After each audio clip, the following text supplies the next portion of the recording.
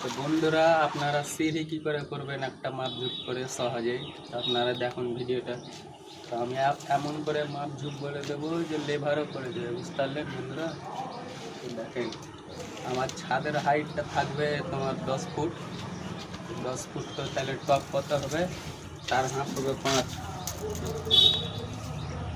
4 হাত 5 ফুট। দেখেন, আর 5 foot height, তো দূরত্বটা 90 ইঞ্চি লিখছি আমি।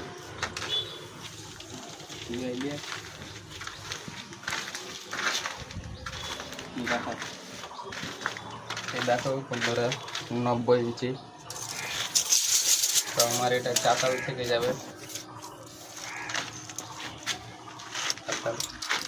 তো টপ নিয়ে তাহলে তোমার কয়টা ধাপ হচ্ছে? 90, 9 10 90, 9 10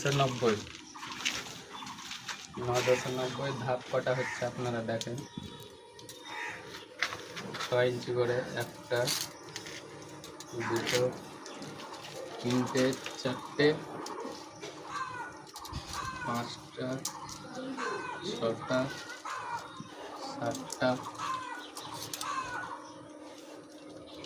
8টা 9টা 10টা। তো 10টা ধাপ হবে। আপনারা সহজেই বুঝতে পারলেন। দূরত্বটা লংটা নেবেন 90 ইঞ্চি। 90 ইঞ্চি আমার জায়গাটা আছে টোটাল 9 ফুটের। তো 2.5 ফুটের আমার একটা চাতাল থাকবে। তো টপ নিয়ে 10টা ধাপ হবে।